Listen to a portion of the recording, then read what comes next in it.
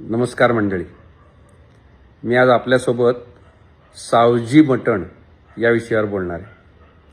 संदर्भ तर आपल्या लक्षात आला असेलच की महाराष्ट्राच्या महसूल मंत्र्यांनी आजचे महाराष्ट्राचे जे अन्न व औषध विभागाचे प्रमुख आहेत त्या तुकाराम मुंडे यांना वॉर्निंग इश्यू केली आहे की सावजी खानावळीवर विदर्भातल्या अनेक कुटुंबांचे संसार चालतात.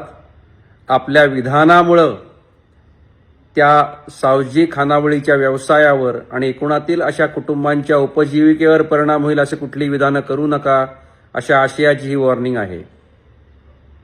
मित्र, सोशल मीडियावर अशा जेव्हा बातम्या तुम्ही वाचाल, त्यावर जेव्हा चर्चा ऐकाल, तेव्हा प्रतिक्रिया व्यक्त करताना सावध राहा. तुम्ही घाईघाईने कुठल्या निष्कर्षापर्यंत पोचू नका. भावनिक होऊन या बाजूला किंवा त्या बाजूला बोलणं टाळा. याचं कारण लक्षात ठेवा मंडळी, की तुमच्या माझ्या कल्पनेपेक्षा जास्त मोठा हे कट कारस्थान असू शकतं.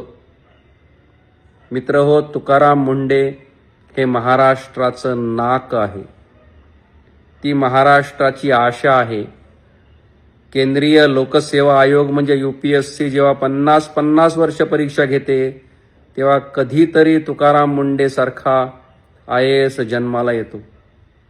गोळकोंड्याच्या कोळशाच्या खाणीत सापडलेला हा कोहिनूर हिरा आहे. मित्र, या माणसाच्या आजवर 25 बदल्या झाल्या तरीही तो खचला नाही. त्यांनी उमेद सोडली नाही. त्यांनी त्याचा स्वभाव बदलला नाही. जनहिताची आकांक्षा सोडली नाही. तो वसा जो हाती घेतलाय तो त्यांनी हाती टाकून दिला नाही.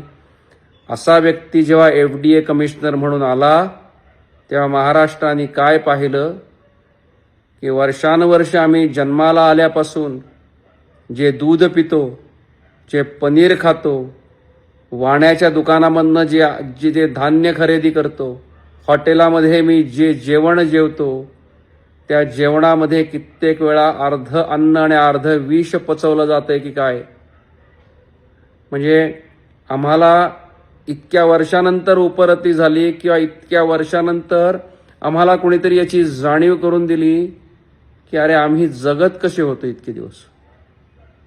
म्हणजे हे भयान वास्तव आमच्या समोर जेव्हा आलं, तेव्हा अक्षरशः परमेश्वराचे आभार मानावेसे वाटतात की कोणीतरी एक माणूस आमची आशा जिवंत ठेवते लोकशाहीची.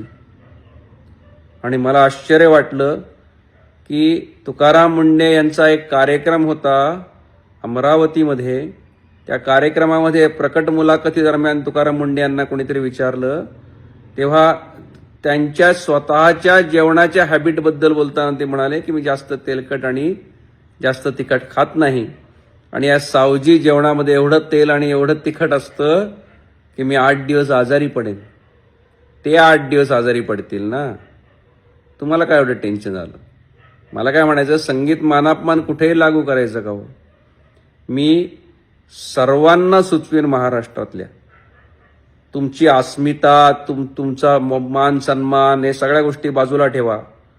महाराष्ट्राच्या व्यापक हिताच्या दृष्टीनं ही लोकशाही व्यवस्था जिवंत ठेवण्यासाठी, ह्या घटनात्मक समाज व्यवस्थेमधला विश्वास टिकून राहण्यासाठी तुकाराम मुंडेंसारखा व्यक्ती त्या पदावर 2-2.5 वर्ष त्यांचा जो कालावधी शिल्लक आहे तो पूर्ण कालावधी होईपर्यंत त्या पदावर असणं गरजेचं आहे. आणि आज जे चाणक्य नीतीमध्ये सांगितलंय साम दाम दंड भेद, तसं सामोपचाराने ऐकणारा तुकाराम हा माणूस नाही.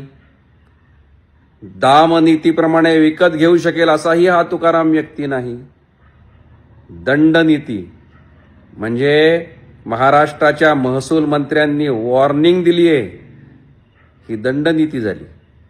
आणि भेदनीती म्हणजे काय, तर लोकांमधली खोटी अस्मिता जागृत करायची. म्हणजे हा माणूस पैशाने फुटत नाही ना, मग लोकांना उचका याच्या विरोधात, लोकांना याच्या विरोधात बोलणं भाग पाडा, लोकांमध्ये भेद निर्माण करा. ही भेदनीती वापरली जाते हे स्पष्टपणे दिसतंय. आणि त्यामुळं माझी लोकांना विनंती आहे, लोकांना आवाहन आहे की आपल्याला तुकारामच्या पाठीशी उभं राहिलं पाहिजे. म्हणजे आपला जनमताचा लोंढा रेटा इतका मोठा असला पाहिजे की सरकारला जाणीव व्हावी की उद्या आम्ही अशा व्यक्तीची वेळेआधी बदली करण्याचा जर हिम्मत केली, आम्ही सरकारला ढुशी देऊन सरकार पाडू.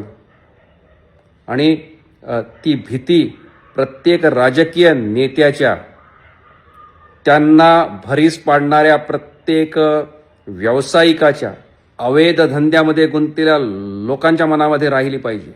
आणि लोकशाहीची ताकद जिवंत जर ठेवायची असेल तर तुम्ही आम्ही आज एवढंच करू शकतो की मनामधली सगळी किलमिष दूर करून, यांनी कुठलीही भेदनीती वापरण्याचा प्रयत्न करू, त्या भेदनीतीला पार करून फक्त एकाच गोष्टीवर लक्ष केंद्रित करा.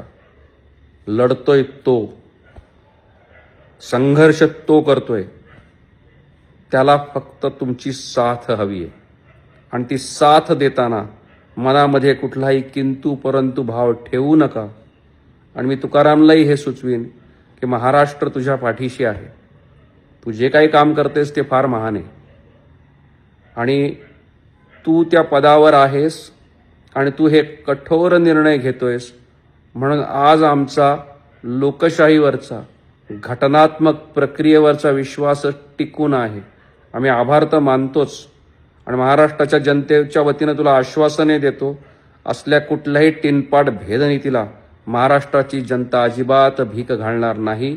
तू बिंदास काम कर, आम्ही तुझ्यासोबत आहोत. धन्यवाद.